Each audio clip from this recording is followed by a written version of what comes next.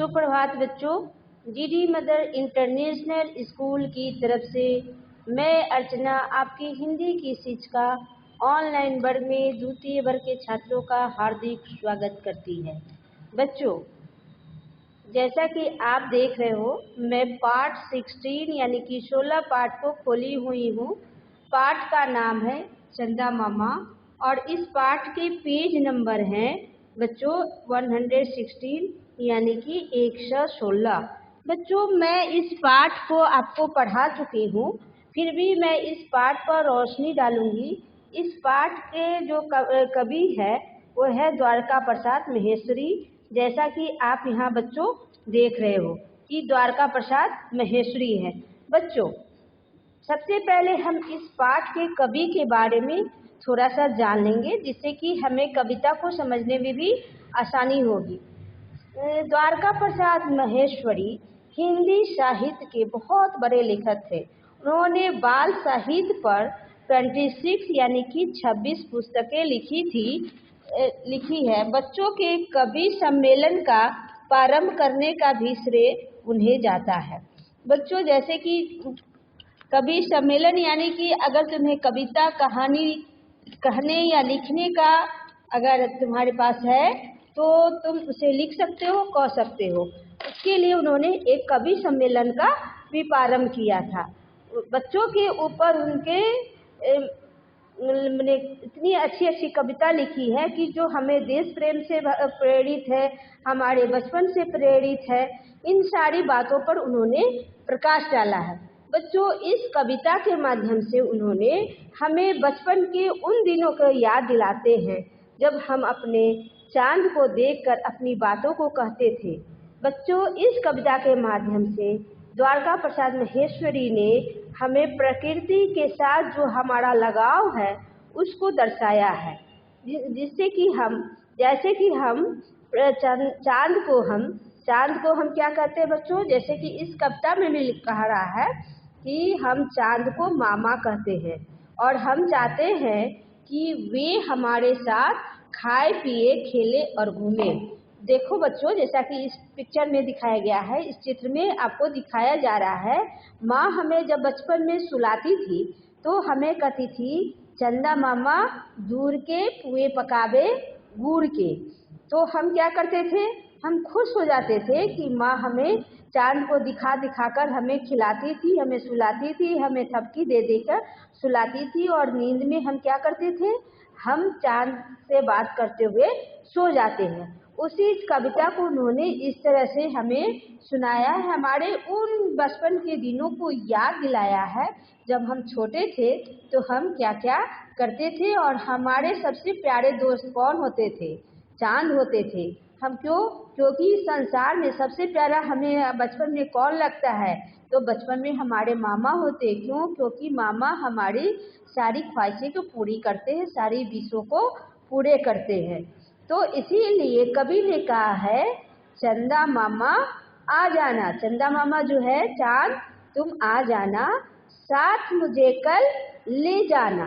चंदा मामा तुम आ जाना और साथ मुझे कल ले जाना। क्यों ले जाना? क्योंकि कल से मेरी छुट्टी है, ना आए तो कुट्टी है। बच्चों, यहाँ पर कुट्टी का मतलब होता है रूठ जाना। आप इस लाइन को देखोगे बच्चों तो इस लाइन में जो है कुट्टी का अर्थ हो गया कि रूठ जाता है। अगर तुम नहीं आए, बच्चा कह रहा है कि चंदा मामा तुम कल आना, अगर नहीं आए तो मैं क्या करूँगा, मैं तुमसे रूठ जाऊँगा, क्योंकि कल हमारी छुट्टी है और हम जो है तुम्हारे साथ खेलना कूदना चाहते हैं। फिर नेक्स्ट लाइन है बच्चों कि चंदा मामा खाते लड्डू आसमान की थाली में। क्योंकि चांद जो है आसमान में रहता है, इसलिए वो आसमान की थाली में खाते हैं, लेकिन वे पीते हैं पानी आकर मेरी प्याली में। चंदा मामा खाते हैं लड्डू, लेकिन किसमें? आसमान की थाली में, लेकिन वे पानी जो पीते हैं कहाँ? आकर मेरी प्याली में। ठीक है बच्चों। फिर आपका ये लाइन है चंदा देता हमें चांदनी। चंदा हमें क्या देता है? तो चंदा हमें देता है चांदनी और सूरज हमें क्या देता है? तो सूरज देता है धूप। बच्चों सीखो कि प्रकृति से हमें क्या क्या चीज मिलती है, इस लाइन पर गौर करना है हमें। तो प्रकृति यानी कि चंदा जो है हमें चांदनी देता है। बच्चों रात को आप देखोगे कि चारों तरफ जो है दूध की कलर यानी कि उजले रंग से चारों तरफ रोशनी फैली रहती है। चांद से हमें वो रोशनी जो मिलती है उसी को हम चांदनी कहते हैं। और सूरज जब दिन में निकलता है तो वो हमें धूप देता है। मेरी अम्मा, अम्मा का मतलब होता है माँ, तो मम्मी जिसको बोलते हो तो यही अम्मा है।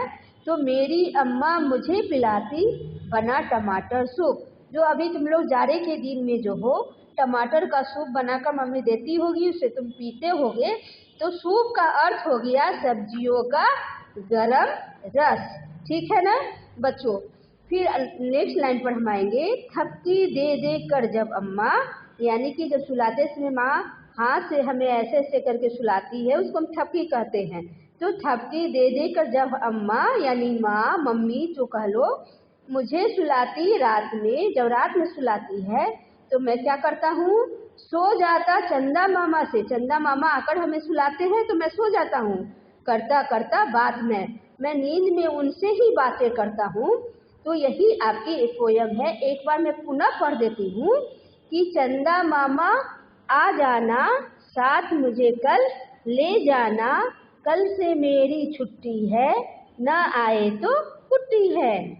चंदा मामा खाते लड्डू आसमान की थाली में, लेकिन वे पीते हैं पानी आकर मेरी प्याली में। चंदा देता हमें चांदनी, सूरज देता धूप, मेरी अम्मा मुझे पिलाती बना टमाटर सूप। थपकी दे दे कर जब अम्मा मुझे सुलाती रात में, सो जाता चंदा मामा से करता करता बात मैं। बच्चों इस कविता को मैंने आपको वर्ग में भी पढ़ाया है और समझाया है। तो आशा है कि आप इसे पढ़ेंगे फिर से और अपने उन पुराने दिनों को याद करेंगे जब आप बचपन में क्या करते थे। ठीक है बच्चों, धन्यवाद बच्चों। बच्चों आप बुक के पेज नंबर 118 यानी 118 में देखोगे कि आपको इन विराम चिन्हों को जानों के बारे में बता रहा है। बच्चों इसकी जानकारी से हमें व्याकरण का ज्ञान होता है। जैसा कि मैंने पहले भी पढ़ाया है, बिना व्याकरण के ज्ञान का हमारा ज्ञान अधूरा है। हम अशुद्ध वाक्यों का प्रयोग करते हैं। उसी में आगे हम पढ़ेंगे चिन्हों के बारे में। तो हाँ ये है, आपको ये ऐसा चिन्ह जब लगा रहता है तो उसको हम बोलते हैं पूर्ण विराम। जैसा कि यहाँ लिख रहा है चांद रात में निकलता है, यहाँ पर हमको क्या लगाना है। ठीक है बच्चों, तो यहाँ पर पूर्ण विराम, जैसा कि यहाँ देख रहे हो कि यहाँ पर बात खत्म हो गई तो यहाँ पर पूर्ण विराम का प्रयोग किया गया है। फिर है प्रश्नवाचक चिन्ह। बच्चों देखते होंगे जब मैं बोर्ड पर क्वेश्चन लिखती हूँ तो मैं ये चिन्ह का प्रयोग करती हूँ, इन चिन्हों का प्रयोग करती हूँ। तो बच्चों आपको भी वही चीज करना है, इनको रिमेम्बर करना है। जैसा ही ये चिन्ह इंडिकेट करे तो हम समझ जाएंगे कि ये प्रश्नवाचक चिन्ह होते हैं। बच्चों प्रश्नवाचक चिन्ह ऐसे होते हैं, ऐसे वाक्य होते हैं जिसमें किसी प्रश्न का हमें बोध होता है, उन्हें हम क्या कहते हैं, प्रश्नवाचक वाक्य या चिन्ह कहते हैं। प्रश्नवाचक वाक्य के नाम से ही हमें पता चलता है कि हमें प्रश्नों का बोध होने वाला है। बच्चों इन वाक्यों के माध्यम से ही हम क्या करते हैं, प्रश्न पूछकर किसी वस्तु या किसी अन्य के बारे में जानकारी जानने की हमें कोशिश की जाती है। इसके अलावा इन वाक्यों के पीछे हम क्या करते हैं, इन चिन्हों का प्रयोग करते हैं। बच्चों अब नेक्स्ट आएंगे अल्प विराम।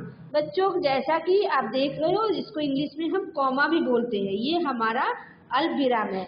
बच्चों जैसा कि आप देखोगे कि यहाँ दिया हुआ है कि मेधा, नेहा और स्वाति आई। तो बच्चों देखोगे मेधा और नेहा के बीच में अल्प विराम का चिन्ह आया है। क्यों? क्योंकि ये 3 लड़कियां थी, तो 3 में 2 के बीच में क्या हुआ कि 2 के बीच में विराम चिन्ह लगा का प्रयोग करके ही हम आगे बढ़ते हैं, इसलिए इन विराम चिन्हों को प्रयोग किया गया। ठीक है बच्चों। फिर प्रश्नवाचक चिन्ह है जिसमें मैंने जैसा कि इसको आपको बताया इसकी परिभाषा के माध्यम से कि तुम्हारा नाम क्या है, तो यहाँ पर प्रश्नवाचक चिन्ह आ गया। क्यों? क्योंकि हम इसमें प्रश्न पूछ रहे हैं बच्चों। ठीक है बच्चों, तो आप विस्मादिक चिन्ह का भी देखो, वाह, यानी कि हम सरप्राइज हो जाते हैं कि विस्मादिक हो जाते हैं कि वाह कितना सुंदर दृश्य है, जिसको हम वंडरफुल भी बोलते हैं बच्चों इंग्लिश में। तो यही आपके चिन्ह है। इन्हीं से आपको रिलेटेड यहाँ पर क्वेश्चन है कि वाक्य जो पेज नंबर आपके 119 में है बच्चों, 119 जैसा कि देख रहे हो में है, वाक्य पढ़कर बताओ कौन सा प्रश्न है और कौन सा उत्तर है। बच्चों क लिखा है, क्या आप मुझे साथ ले जाएंगे, तो इसे यहाँ पर इंडिकेट किया हुआ बच्चों कि क्या है, तो ये प्रश्न है। ये प्रश्न वाले ही हमने पूछा है, जैसा कि हमने कहा है कि इन वाक्यों से पता चलता है कि ये प्रश्न पूछने वाले हैं। ठीक है बच्चों, फिर है मैं आपको टमाटर का सूप पिलाऊंगा। इस वाक्य से पता चलता है कि हमारे प्रश्नों का उत्तर दिया गया है, जिसमें विराम चिन्हों का भी प्रयोग किया गया है बच्चों। तो यहाँ पर हम लिखेंगे उत्तर। फिर कह रहा है चंदा मामा लड्डू खाते हैं, तो ये क्या है बच्चों, ये उत्तर दिया हुआ है, तो हम यहाँ पर लिखेंगे उत्तर। फिर है रात में थपकी देकर कौन सुलाता है। बच्चों देखो यहाँ पर दिया हुआ है प्रश्नवाचक चिन्ह, तो उसी तरह से हम समझ जाएंगे कि ये वाक्य हमें बता रहा है कि इसमें प्रश्न किया गया है। ठीक है बच्चों, तो यहाँ पर हम प्रश्न लिखेंगे। फिर है छुट्टियां कब से होंगी, तो बच्चों जब ऐसा ही प्रश्नवाचक चिन्ह है तो यहाँ पर हम प्रश्न लिख देंगे। बच्चों आपको यह समझ में आ गया होगा।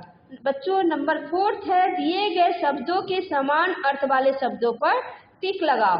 बच्चों जैसा कि जानते हो कि एक समान अर्थ वाले शब्दों को हम समानार्थी शब्द भी कहते हैं। ठीक है बच्चों, जैसे चांद को हम शशि भी बोलते हैं, और क्या बोलते हैं बच्चों, चंदा भी बोलते हैं। तो आपको इसमें टिक लगाने हैं। आसमान, आसमान को हम क्या कहते हैं, जल नहीं बोलते हैं, मेघ नहीं बोलते हैं, हम क्या बोलते हैं बच्चों, आकाश। तो हम यहाँ आकाश पर टिक लगाएंगे। फिर है नेक्स्ट मेरा पानी, पानी मतलब नीर, नीर जल सब पानी को ही पर्यायवाची शब्द है बच्चों। तो यहाँ पर नभ जग है वो गलत है, तो आपको इसको टिक लगाओगे। फिर है सूरज, सूरज का मतलब क्या हो गया, रवि, तो रवि को आप टिक लगाओगे। बच्चों जैसा कि मैंने इस कविता को पढ़ते समय आपको बताया था कि आपको बचपन में मम्मी सुनाती होगी, चंदा मामा दूर के हुए पकावे गुड़ के, आप खाए थाली में और मुन्ने को दे प्याली में। तो बच्चों आप इनको भरेंगे भी, प्याली गई टूट मुन्ना गया रूठ, नई प्याली लाएंगे मुन्ने को बनाएंगे। बच्चों आशा है कि आपको इन सारी बातों को समझ में आ गई होगी, आप इनको करेंगे। धन्यवाद बच्चों।